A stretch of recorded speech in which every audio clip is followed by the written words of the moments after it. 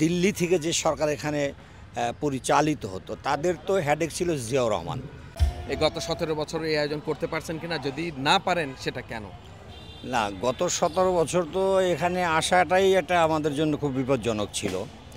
ফেসিবাদ তো শুধু রাজনৈতিক অঙ্গনে ছিল না, ফেসিবাদ সাংস্কৃতিক অঙ্গনেও ছিল। আধিপত্যবাদী ভারতের তাবেদাররা শিশু একাডেমিকে এমনভাবে গ্রাস করেছিল যে শহীদ জিয়ার একটা নাম ফলক ছিল সেটা পর্যন্ত তারা তুলে ফেলেছে। আজকে অবশ্যই ভালো লাগছে, এই জন্য আমি ধন্যবাদ জানাই শিশু একাডেমি কর্তৃপক্ষকে, যারা আমাদেরকে আজকে উন্মুক্ত মঞ্চে এই প্রোগ্রাম করতে দিয়েছে। আমরা আশা রাখি আগামী দিনে এই শিশুদের মাধ্যমে শহীদ জিয়া যে স্বপ্ন দেখেছিল, শহীদ জিয়া যে বলেছিলেন আজকে শিশু আগামীর রাষ্ট্রনায়ক, আজকে শিশু আগামীর ভবিষ্যৎ বাংলাদেশ, এই স্লোগান নিয়ে আমরা এই সংগঠন আমরা প্রতিষ্ঠা করি ২০১২ সালে। আনুষ্ঠানিক আমরা এটা ঘোষণা করি ২০১৩ সালের ১৯শে জানুয়ারি।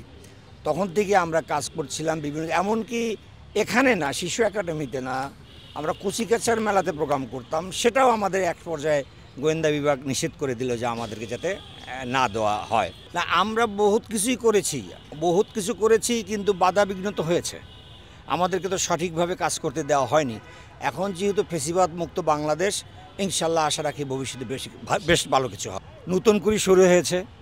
আমি বাংলাদেশ টেলিভিশনকে অভিনন্দন জানাই, সংস্কৃতি মন্ত্রণালয়কে আমি অভিনন্দন জানাই।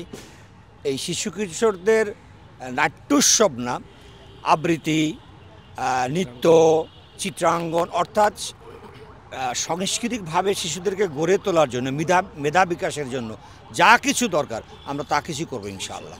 খুব ক্লিয়ার, এটা আসলে বলার বলল, সেটা হলো আধিপত্যবাদী সাম্রাজ্যবাদী শক্তি যৌথ প্রযোজনায় দিল্লি থেকে যে সরকার এখানে পরিচালিত হতো তাদের তো হেডেক ছিল জিয়াউর রহমান, যে দেশি বা আন্তর্জাতিক ষড়যন্ত্রের মাধ্যমে তাকে হত্যা করার পরে তার নাম মুছে ফেলার জন্য সর্ব অঙ্গে চেষ্টা করা হয়েছে, পারেনি। ইনশাআল্লাহ শিশু একাডেমিতে আবার জিয়াউর রহমানের নাম ফলক হবে, জিয়া আন্তর্জাতিক বিমানবন্দর হবে, যেখানে যেখানে মুছেছে সেখানে হবে।